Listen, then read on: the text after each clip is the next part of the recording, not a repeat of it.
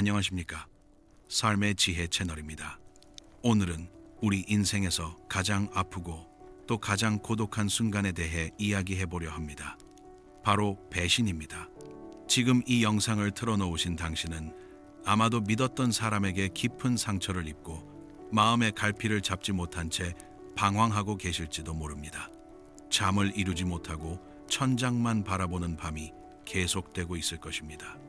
아침에 눈을 뜨면 잠시나마 그 일을 잊었다가 현실을 깨닫는 순간 다시 가슴이 무너져 내리는 그런 날들을 보내고 계실 것입니다. 배신은 단순히 기분이 나쁜 사건이 아닙니다.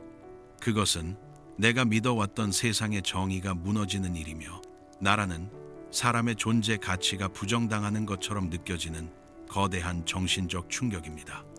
물리적인 상처는 시간이 지나면 아물지만 마음의 상처는 보이지 않는 곳에서 우리를 서서히 잠식합니다. 내가 그를 얼마나 아꼈는데, 우리가 함께한 시간이 얼만데 라는 생각이 꼬리에 꼬리를 물고 당신의 밤을 괴롭힐 것입니다. 함께 웃었던 순간들, 나눴던 비밀들, 서로를 위해 했던 작은 배려들이 이제는 모두 거짓이었던 것처럼 느껴집니다. 그 모든 시간이 허상이었다는 생각에 자신의 판단력까지 의심하게 됩니다. 하지만 오늘 이 여정은 당신에게 그 상처를 잊으라고 강요하지 않습니다. 대신 그 상처를 어떻게 바라봐야 당신이 다시 일어설 수 있는지 동서양의 수천 년 지혜를 빌려 하나씩 풀어보고자 합니다. 배신은 우리 삶의 끝이 아니라 오히려 가짜 인연을 걸러내고 진짜 내 삶으로 돌아가는 가장 혹독하고도 강력한 전환점입니다. 역사 속 위대한 인물들, 철학자들, 성인들 모두 배신을 경험했고 그 고통 속에서 더 깊은 지혜를 얻었습니다.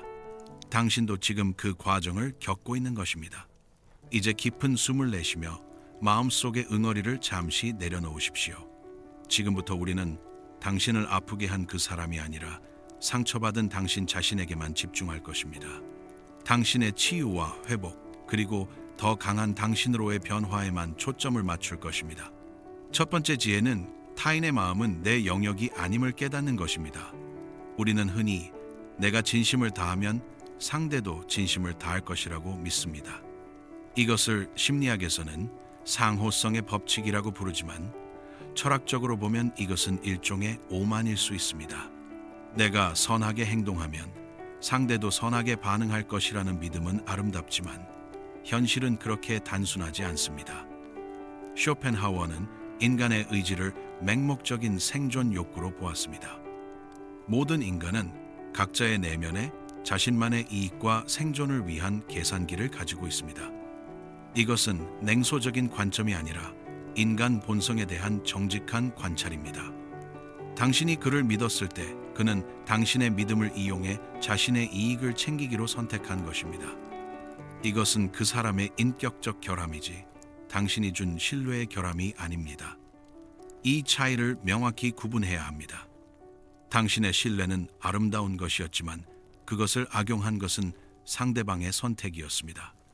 사막에서 전갈이 개구리에게 등을 빌려달라고 한 뒤 강 중간에서 개구리를 찌르는 우화를 아십니까? 개구리가 우리 둘 다 죽는데 왜 그랬느냐고 묻자 전갈은 이렇게 말합니다. 이게 나의 본성이야. 당신을 배신한 그 사람 또한 그 상황에서 자신의 본성을 드러낸 것뿐입니다. 어쩌면 그는 당신을 만나기 전부터 그런 사람이었을 수도 있고 그 순간의 유혹이나 이익 앞에서 본성이 드러난 것일 수도 있습니다. 중요한 것은 그것이 당신의 책임이 아니라는 사실입니다. 비가 오는 날 우산을 안 썼다고 비를 원망할 수는 있어도 비가 내리는 자연현상 자체를 비난하는 것은 무의미합니다. 타인의 변심은 우리가 통제할 수 없는 날씨와 같습니다. 우리는 날씨를 바꿀 수 없지만 날씨에 대비하는 법은 배울 수 있습니다. 스토아 철학자들은 이를 통제 가능한 것과 통제 불가능한 것의 구분이라고 했습니다. 타인의 생각, 감정, 선택은 통제 불가능한 영역입니다. 우리가 통제할 수 있는 것은 오직 나 자신의 반응, 나의 해석, 나의 다음 행동뿐입니다. 그 날씨에 대비하지 못한 것을 자책하지 마십시오. 날씨를 통제하려 했던 무거운 마음을 내려놓는 순간 치유는 시작됩니다. 당신이 할 수 있는 일은 그 사람을 바꾸는 것이 아니라 그 경험으로부터 배우고 자신을 보호하는 지혜를 얻는 것입니다. 두 번째 지혜는 감정의 주인되기입니다. 배신을 당한 직후 우리를 지배하는 감정은 파괴적인 분노입니다. 그 사람이 천벌을 받았으면 좋겠다거나 똑같이 고통스럽게 만들어주고 싶다는 생각이 머릿속을 점령합니다.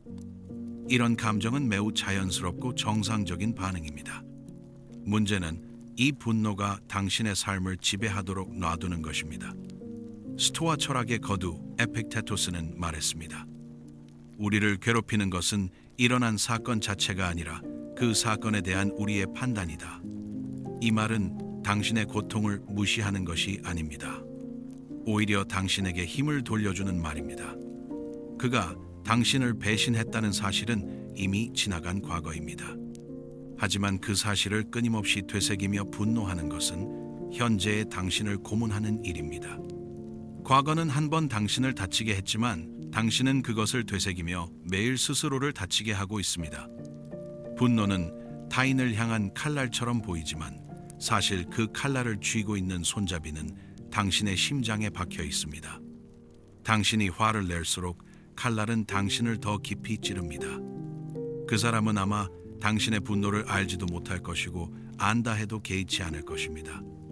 결국 분노로 고통받는 것은 오직 당신뿐입니다. 부처는 이렇게 말했습니다. 화를 품고 있는 것은 다른 사람에게 던지려고 뜨거운 석탄을 움켜쥐는 것과 같다. 타는 것은 바로 당신 자신이다. 진정한 복수는 그를 처단하는 것이 아니라 그가 당신의 감정에 아무런 영향력도 행사하지 못하도록 만드는 것입니다. 그가 당신의 생각을 지배하지 못하게 하는 것입니다. 그가 당신의 행복을 좌우하지 못하게 하는 것입니다.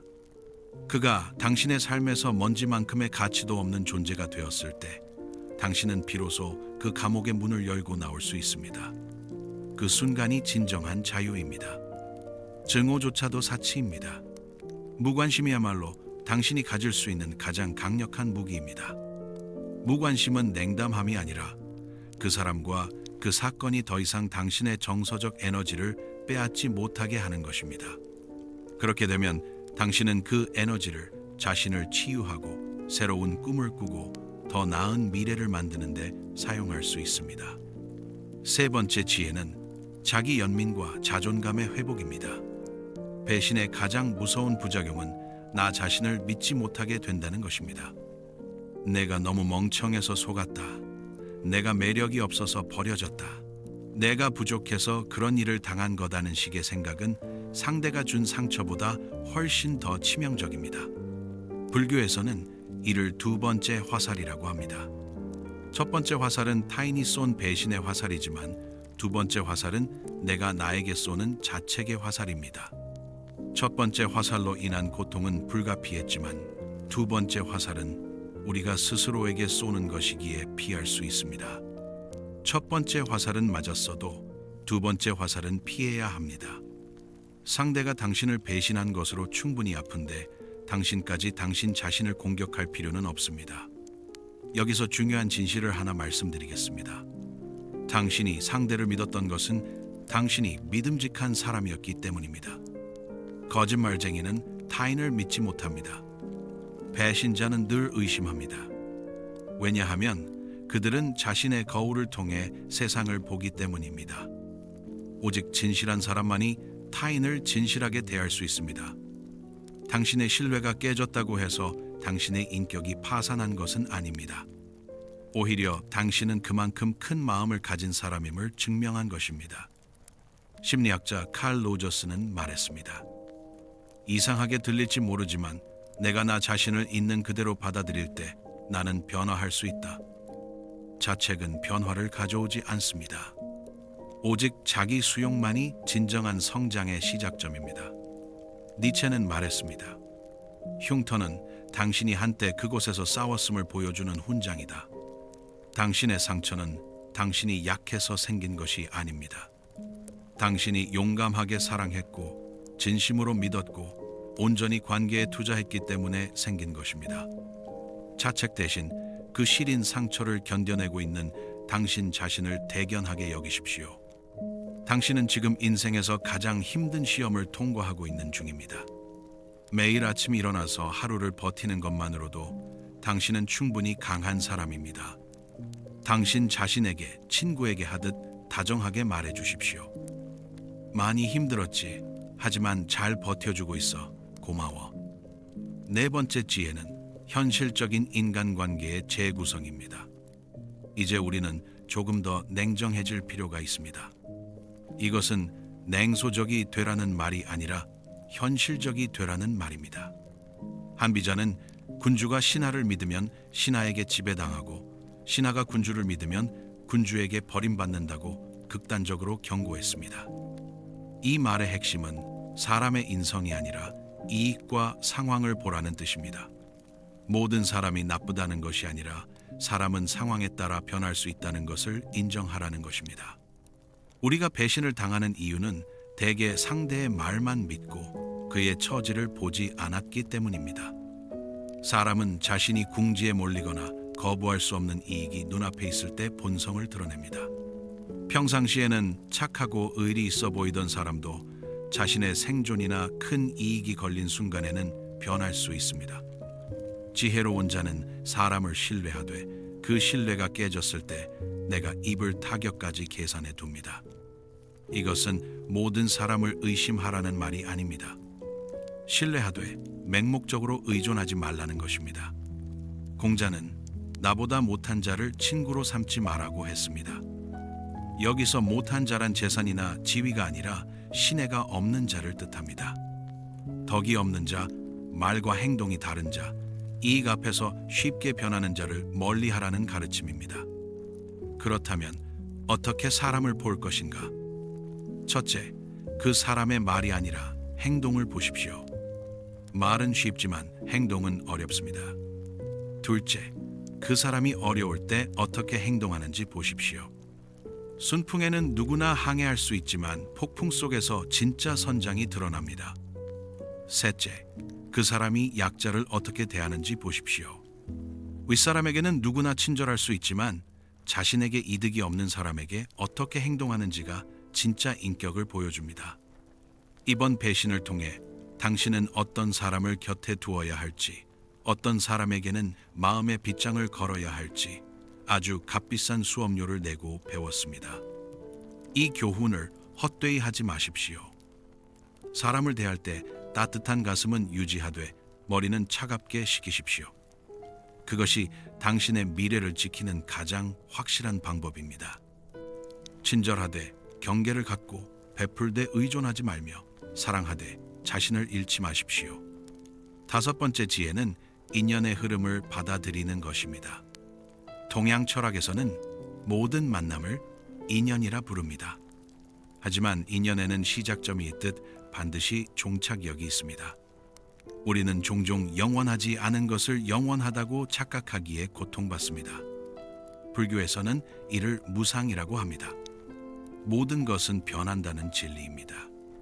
계절이 바뀌듯 사람과의 관계도 변합니다. 이것은 슬픈 진실이 아니라 자연의 법칙입니다. 장자는 죽음과 삶은 낮과 밤의 교차와 같다고 했습니다. 인간관계 또한 마찬가지입니다. 어제의 동지가 오늘의 적이 되는 것은 자연의 섭리만큼이나 흔한 일입니다. 이것을 개인적인 실패로 받아들일 필요가 없습니다. 상대가 당신을 배신하고 떠났다면 그것은 그 인연이 당신의 인생에서 해야 할 역할을 다했다는 뜻입니다. 그는 당신에게 사람을 조심하라는 메시지를 남기고 사라진 조연일 뿐입니다. 당신 인생의 주인공은 여전히 당신입니다. 떠나가는 배를 붙잡으려 바다로 뛰어들지 마십시오. 당신의 배는 여전히 다른 항구를 향해 가야 합니다. 한 사람에게 집착하다가 당신의 전체 인생 여정을 멈출 수는 없습니다. 칼릴 지브란은 이렇게 말했습니다. 이별이 슬픈 것은 당연하지만 때로는 이별이 새로운 만남을 위한 공간을 만들어준다.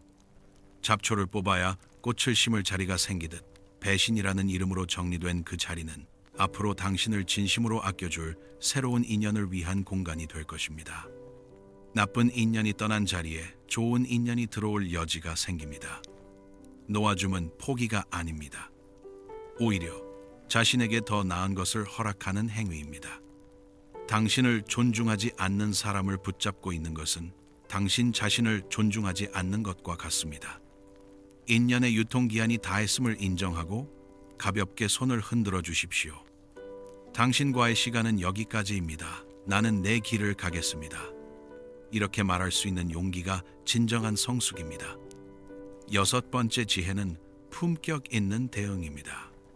많은 사람들이 억울함을 풀기 위해 상대의 잘못을 주변에 알리거나 SNS에 폭로하고 싶어 합니다. 이 충동은 매우 이해할 만합니다. 세상이 진실을 알아주기를 바라고 상대가 비난받기를 원하는 것은 자연스러운 감정입니다. 하지만 지혜로운 자는 결코 자신의 입을 더럽히지 않습니다. 당신의 폭로는 잠시 속을 시원하게 해줄지 모르지만 장기적으로는 당신의 품위를 떨어뜨립니다. 더 중요한 것은 그것이 당신을 상대와 같은 수준으로 끌어내린다는 것입니다. 책은담에는 남의 허물을 말하는 것은 내 마음을 더럽히는 것과 같다고 했습니다. 배신자의 추악함은 굳이 당신이 소문내지 않아도 그의 행동을 통해 세상에 드러나게 되어 있습니다. 한 번 배신한 사람은 또 배신합니다.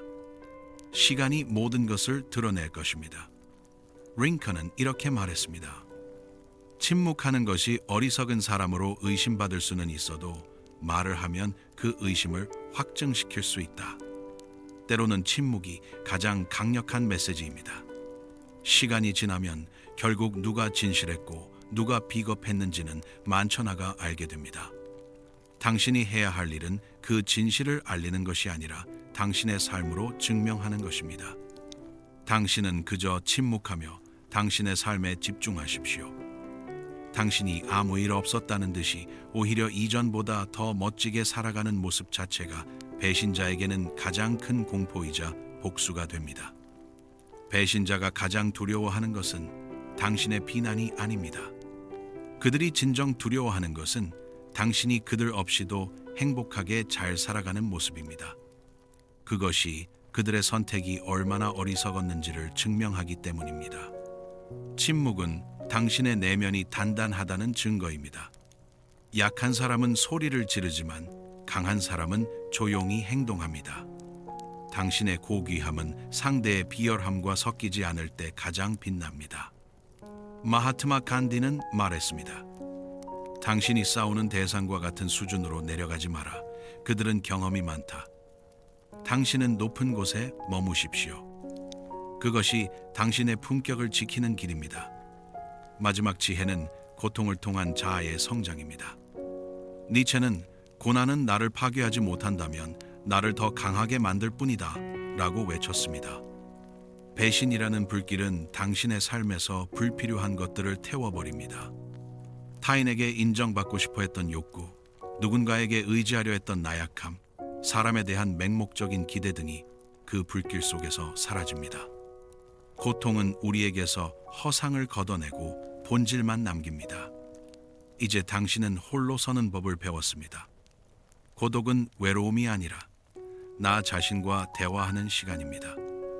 다른 사람의 인정 없이도, 다른 사람의 사랑 없이도 당신은 온전한 존재임을 깨닫는 시간입니다.